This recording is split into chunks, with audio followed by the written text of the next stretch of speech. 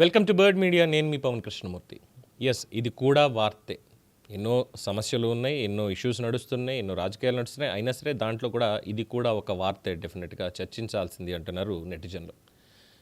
వార్త ఏంటని చూస్తే మెట్ గాలా 2026 వేదిక మీద ఈసారి మెరిసింది కేవలం ఫ్యాషన్ ఒకటే కాదు, భారతీయ సాంప్రదాయం, విలాసం, కళాత్మకత అన్నీ కలిసిన ఒక అద్భుత ప్రదర్శన అంటున్నారు. మెట్ గాలా 2026లో హైదరాబాద్కు చెందిన ప్రముఖ వ్యాపారవేత్త సుధారెడ్డి, ఫిలాంథ్రఫిస్ట్, మరోసారి ప్రపంచ దృష్టిని తన వైపు తిప్పుకున్నారు. ప్రపంచంలోని అత్యంత ప్రతిష్టాత్మక ఫ్యాషన్ ఈవెంట్స్లో ఒకటైనటువంటి ఈ వేదిక మీద ఆమె ప్రదర్శన భారతదేశం నుంచి వచ్చిన గ్లోబల్ స్టేట్మెంట్గా నిలిచింది. ఈసారి అందరి దృష్టిని ఆకర్షించిన ప్రధానమైనటువంటి అంశం ఆ మెట్ గాలా ఈవెంట్లో సుధారెడ్డి ధరించినటువంటి 142 కోట్ల రూపాయల విలువైన నెక్లెస్. 142 కోట్లు అంటే దాదాపుగా $15 మిలియన్ అంటున్నారు. $15 మిలియన్. సో ఈ నెక్లెస్లో 550 క్యారెట్ల అరుదైనటువంటి టాంజనైట్ డైమండ్, క్వీన్ ఆఫ్ మెరెలానిగా అది ప్రసిద్ధి చెందింది. అది ఒకటి. అలాగే ఈ టాంజనైట్ అనేటువంటి ఈ డైమండ్ ప్రపంచంలో చాలా కొద్ది ప్రాంతాల్లో మాత్రమే లభిస్తుంది, ముఖ్యంగా టాంజానియాలో మెరెలాని కొండల్లో. అలాంటి అరుదైనటువంటి ఆ రత్నాన్ని విక్టోరియన్ స్టైల్ డైమండ్స్తో పొదిగి రూపొందించినటువంటి ఈ నెక్లెస్, దీంట్లో ఒక స్టేటస్ సింబల్ అనుకోండి, దాన్ని ఒక కలెక్షన్ పీస్ అనుకోండి, దాని విలువ 142 కోట్లు, దాని ప్రత్యేకత, దాని డిజైన్ అన్నీ కలిపి ఆ గ్లోబల్ మీడియా హాట్ టాపిక్గా మార్చేశాయి. ఆమె ధరించినటువంటి ఇతర ఆభరణాలు ఇవన్నీ, అందులో దాదాపు 40 carats emerald ring, 30 carats polki diamond ring, ఇవన్నీ ఆవిడ వ్యక్తిగత కలెక్షన్లో ఉన్నటువంటివి. మరో విశేషం అంటే ఆవిడ వ్యక్తిగత అభిరుచి, ఆవిడ విలాసం, జీవన శైలి, అలాగే కళల మీద ఉన్నటువంటి ఆవిడ మక్కువ, ఇవన్నీ కూడా కనిపించాయి.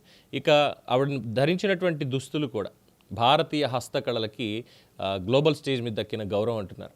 ప్రముఖ డిజైనర్ మనీష్ మల్హోత్రా రూపొందించిన ట్రీ ఆఫ్ లైఫ్, ఆ గౌన్ సాంప్రదాయం, ఆధునికత ఈ రెండింటి కలయికగా దాన్ని రూపొందించారు. రాయల్ బ్లూ వెల్వెట్ మీద రూపొందించిన ఈ డ్రెస్ మీద కలంకారీ కళని అద్భుతంగా ప్రతిబింబించారు. కల్పవృక్షం, పాలపిట్ట, జమ్మి చెట్టు, తంగేడు పువ్వులు, సూర్యచంద్రులు, ఇవన్నీ తెలంగాణ సాంప్రదాయానికి కూడా ముఖ్యంగా అన్నీ ఈ డిజైన్ ఎలిమెంట్స్ కాదు, భారతీయ సంస్కృతికి, ముఖ్యంగా తెలంగాణ సంస్కృతికి ప్రతీకగా ఉన్నాయి. ఈ కలంకారీ కళని ఇంత అద్భుతంగా ఫ్యాషన్లో మిళితం చేయడం అనేది మనీష్ మల్హోత్రా అండ్ టీం చేసినటువంటి గొప్ప పని. దాదాపు 90 మంది కళాకారులు కలిసి 3459 గంటలు కష్టపడి పనిచేసి ఈ డ్రెస్ని సిద్ధం చేశారు. సో ఇది ఒక కళాఖండం, నాట్ ఎ ఫ్యాషన్ ఐటెం. ప్రతి దారంలో, ప్రతి ఎంబ్రాయిడరీలో, ప్రతి డీటెయిల్లో ఆ కష్టపడినటువంటి కళాకారుల కష్టం ప్రతిబింబిస్తుంది.